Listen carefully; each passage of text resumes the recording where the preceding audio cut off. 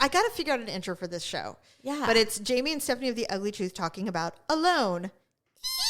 We still don't have an eagle cry. Producer Deb tried desperately to get one loaded before, and it just wasn't working. What? Yes. And you know what? When you're rushing and nothing works, so like he'll come back. For example, he had his laptop here. He's trying to load it onto the board, and he's like, why is it when I come in here, my computer decides now's the time to do updates? And I'm like, you too, though. Because you have 10 minutes before Stephanie arrives. And so why did you wait till, I don't know if you do that, but I do that. I didn't this time because he goes, oh my God, I forgot, because it's not the biggest thing. It's fine. Because he'll put it on. No, I get it. Yes. But anyway, I thought that was funny. So anyway, yeah. So we are here to talk about episode 7 already. Yeah, already. Do we know how many episodes are? I know we were talking about. There was some discussion about this in 10? the Reddit group that they thought there was only 8, but there's actually. Can't be. There's 10 or 11. And there are now, are we down to 6 people still? We're still down to 5 people. Oh, five. We have Mikey, Taz, Wyatt, Alan, and Melanie. Yes. These are the 5 that are remaining. One woman, right? One woman has remained. 4 men. And 4 men. And so, she's already a hero, obviously. She is. So the episode 7 takes place between day 30 and 32-ish. Yeah, which is actually kind of a long time. It's a month. Yeah. They've been out there for a month. Yes. And everybody seems to have lost an average of 30 to 40 pounds. Yeah. That's so much weight. It is a lot of weight, but a lot of them fatten up with the exception of what's his name that tapped out? Cade. And he should have because he's a fool. And Lee. A lot of people, actually. Anyway, so episode 7 opens, and so we have our favorite Wyatt.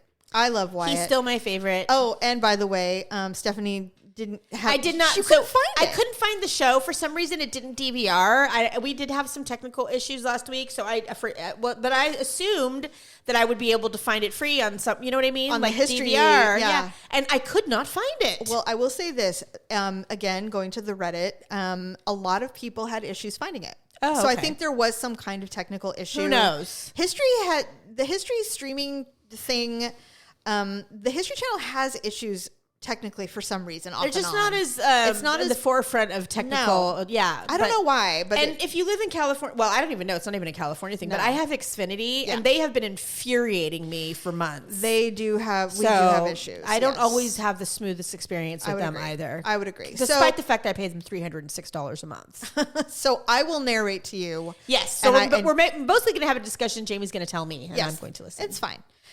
So anyway, and you know all the players. So we open up with Wyatt. Wyatt goes, well, I've been lying to you people. And I was like, what? About what? I don't know. And I was like, what? And he goes, so a couple of weeks ago, I was chopping down a tree and I didn't see a tiny branch under the tree.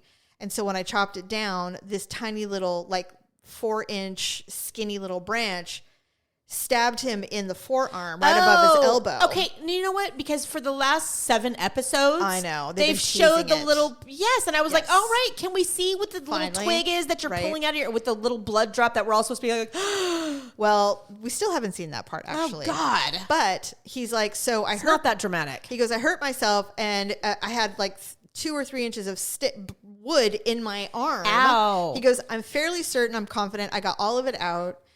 It did get infected, but my girlfriend is a nurse and she taught me how to dress wounds and what to use. So he's been using needle water. Yes. And using an antiseptic. And also using the sap to keep it closed and sanitary. So he's been doing that. He goes, and I think I'm on the other side. He's like, I had a lot of anxiety about it, and you could tell. He was probably worried it was going to get out of control and that he was going to have to leave. He said, I didn't want to get pulled for medical reasons because I knew that that could happen. I think we talked about this last time because I said we haven't seen the med checks. No. Do we see a med check yet? Not yet. Okay. Well, we're not even in winter yet, and everybody's still eating. Yeah, but so how I think often, that's why. You would think that they would at least do it. They weigh them once a week. That's how we know how much weight they've lost. We just don't see it. They haven't shown it yet. Oh, okay, but they do come. They do come. Okay. So anyway, he's like, so I had a lot of anxiety about it, and luckily I'm on the other side of it, so I feel like I'm good now. So I can. He goes, I know the producer's going to be pissed that I didn't say anything, but I don't care. Yeah. So then he goes out, he builds a new lure, and he just starts pulling in. Well, actually, fish after fish. Well, no, actually, what happened was he lost the 2 lures. The one he made. Well, he had 2, right? He goes, I feel like today. He goes, the air feels different. Today something special is going to happen, blah, blah, blah. And so he goes, he throws his lure out. grabs a fish. He's like, see, I knew it. He throws his lure out and the lure just goes. It just kept going. And it was gone. And he laughs and he turns to you guys goes, well, he goes, I thought so. And That's so his third one. he's got a great attitude still. He's very mentally in, but he keeps mentioning how relieved he is that his arm is healing. So he was obviously really worried about that. I think he was having a lot of anxiety, number one. Number two is I think he's trying to convince himself that it's fine. Oh. I don't think it's fine. And he's just trying to say, well, like he pushed pus out, like, and he goes, well, it's clear now because it wasn't before. He goes, well, it's clear now. So that means it's healing. So I'm really relieved. And he mentions it a few times. And I'm like, I know that anxiety because I live that anxiety. Yeah, we do it. I know he's convincing himself everything's fine when things are not fine. Right, and so he's just like, I'm focusing on this too much, and that's why I feel it, and blah blah blah. No, you have it hurts. You have a cavity, you have a wound. Just you're gonna have to deal with it. So anyway, so that's Wyatt, but he's still doing great. He's living his best life, and he's eating, and he's still eating. That's the most important. Yes, he's as long as they're eating and they're sheltered, they're fine. And he's not missing family like desperately. You know, he does, but it's not. It's not to the point. It's not crippling. No, and he was wearing a very cool sweater. It was knitted and it was rainbowy knitted. Yeah. And I assume he chose that so he could use it for lures and stuff like that is my guess. So then we see Melanie. Melanie had a struggle. She decided to go back to her blueberry patch. And she's like, I can't stop thinking about the blueberries. And I'm sure it's because she's hungry. She's hungry. She's starving. She starts on her journey, and it's quite a journey. It's not a quick hop, skip, and a jump. It's quite a journey. And she's halfway there, and she's like, I can't make it. I can't do it. So she turns around and she goes back and she sits and she builds a fire and she's like, I can't believe my body's not working. Yeah, I'm really so hungry. And she admits that she has been hoarding her food and she's not eating. Well, stop. People do this. We've seen this before. Because they think if they eat it all, there's not going to be anything left. That's right. But then in the meantime, they starve to death. And that's what she said. She goes, I've been starving myself. They do it to the point to where they let their food rot. So she made a huge stew of that deer moss and whatever morels she had, any like mushrooms and all that, and she made a big ass stew and she just ate it all good and sat by a fire. And then the next day she's like, I feel like a new person. So she easily made it to her blueberry patch, got a good pound of blueberries, and she felt like brand new woman, right? And good job. I'm like, okay, fine, but you need some protein. Yeah, you can't live on. So I don't know how long this is going to go on for. She's gonna tap. You can't forage forever. We've seen it a million times. You need meat, and for whatever reason she doesn't hunt or something. I'm not really. I don't know why either, because her story is like, we all know she was a model, blah blah blah, but then she eventually became a survivalist, and then she taught it, or she does like what she does. She teaches old time living. So she's like, this is how people lived in the 1800s. Okay, so she can do it. Period living. So it's and by the way, in Little House on the Prairie, they eat meat every damn night. Yes, because they have to. So then we segue to Alan. Alan is struggling with his location because the water is so torrential. It is literally just ruining everything, and everybody's struggling with their gill nets. The water's so harsh that it's destroying the gill nets. They can't even get anything out of them. So Alan goes and he goes, well, there's no fish, but a duck got stuck in his gill net. Oh, was it dead? No, it was just sitting there floating around. And Alan has a very high level of standard when it comes to hunting. Yeah, well, they all do, actually. Yeah, and he goes, I am not going to kill this duck because, first of all, it's illegal to use nets to get ducks. It's some kind of illegal thing. He goes, but also it's really immoral. And so he cuts the duck free. He set it free, and he goes, go free. And the duck just sat there. And he goes, what's the matter? And he picks up the duck, and he's like, do you want to be petted? And so he pets the duck, and the duck's like, no, asshole, my legs are tied together. So he looks, he goes, oh shit, you're all tied up. So he cut him free, and then the thing just took off. Poor baby. And so, but what it is this specific duck, he goes, there probably was a fish in there, and he took the fish and then got stuck. And ate it and got stuck. Yes. So he's like, all right, that's enough of the gill net. So now he's setting snares again and hoping for the best. And then he finds a bay. He's the guy that caught a mouse or a rat under a rock too, right? No, I think that's Mikey. Was that Mikey? Yes. That was gross. Alan goes, there's a bay over like a half a mile away that is like glass every day.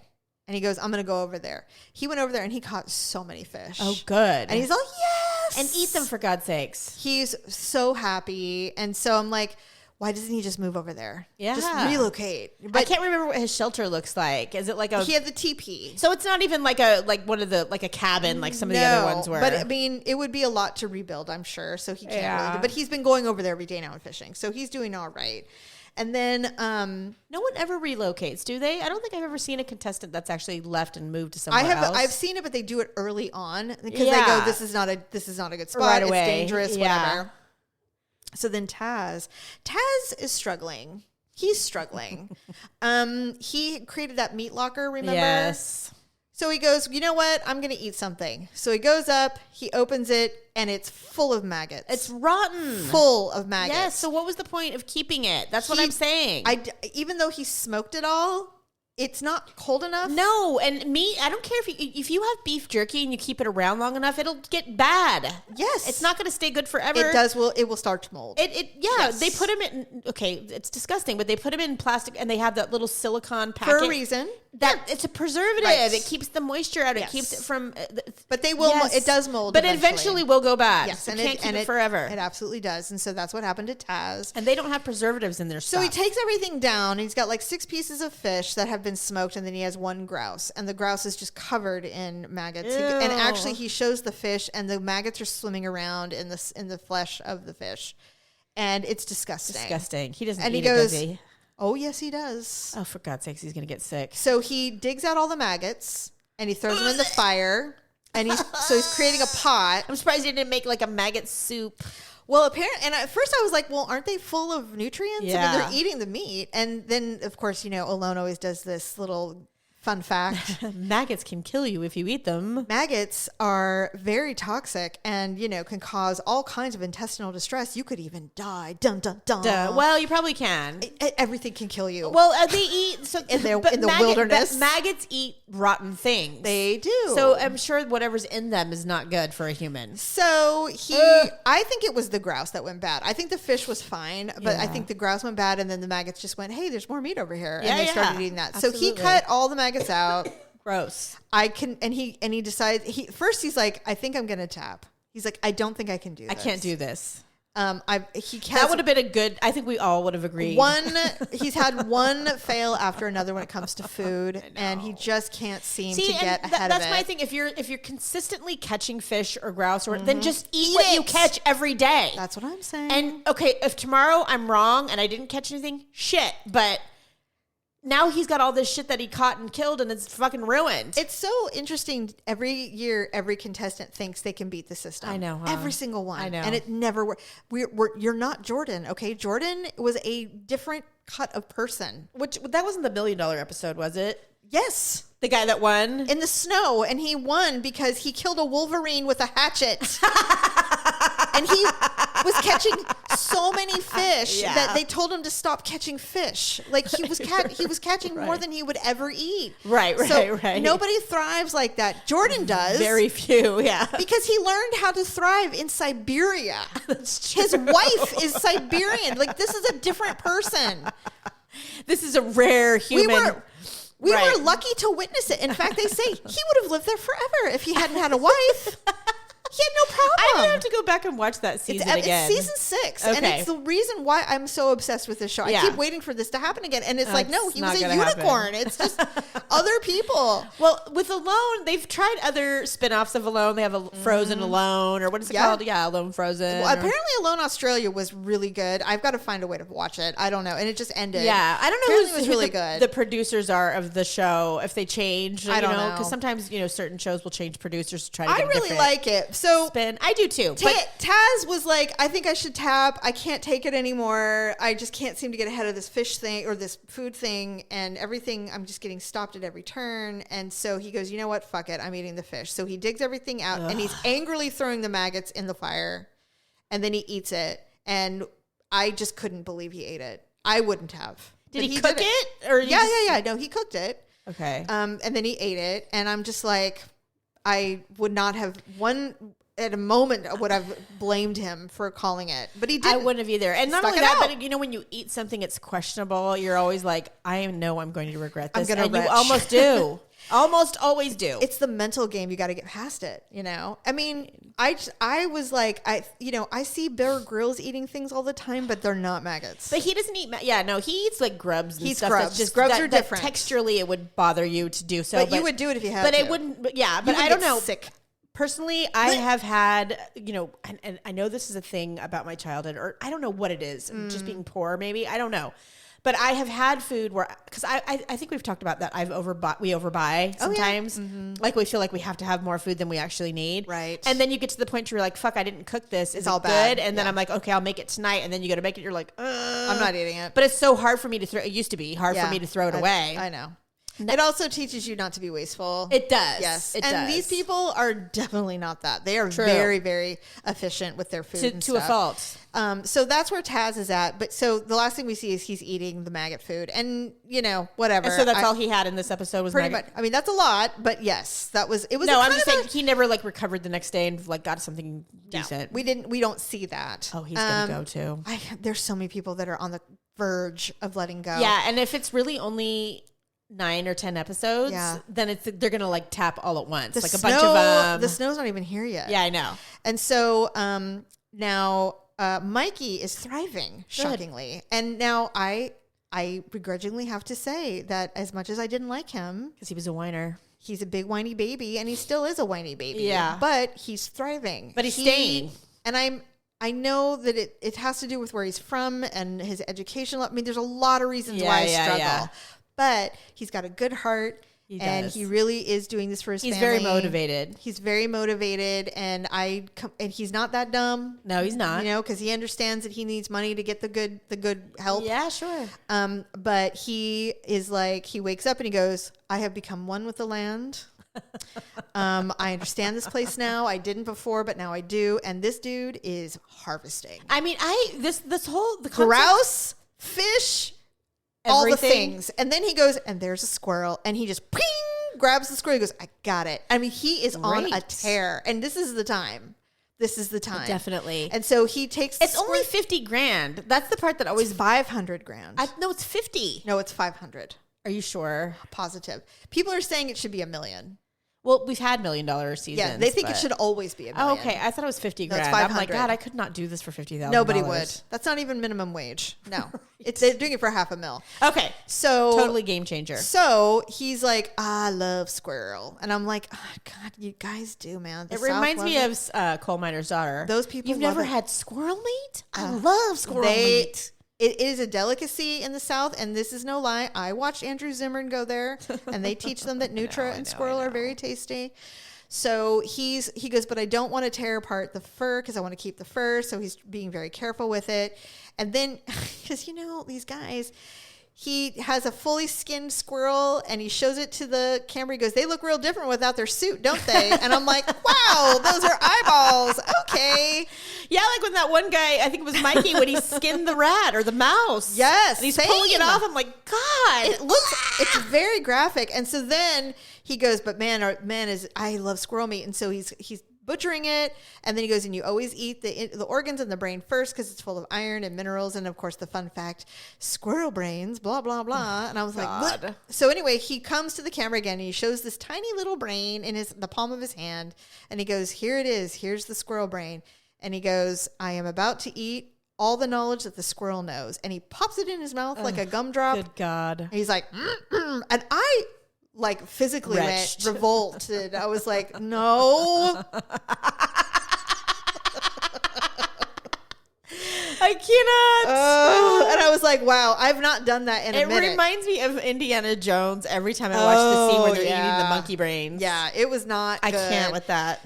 And then he segues off and he's like, boy, I love squirrel meat. And I'm like, okay, Mikey, good for you. He's alone, Jamie. I know. He's literally talking to himself. He's making toys for his son, which I think is really sweet. So he's just really doing well. He's in a good place right now. And I'm like, I think he could win. He could. And I'm starting to wonder if Wyatt's arm is going to be a problem. Stephanie, so, I mean, because I swore he was going to win. But now, because he's so obvious that I thought he was going to win, now I'm like, okay, now you're not going to win. And the problem is that because he's kept it a secret, and if he shows it, and they're like, if he even has a little bit of a fever, he's out. Yeah. He's out. Yeah. Because they don't give him Tylenol. No. They give him nothing.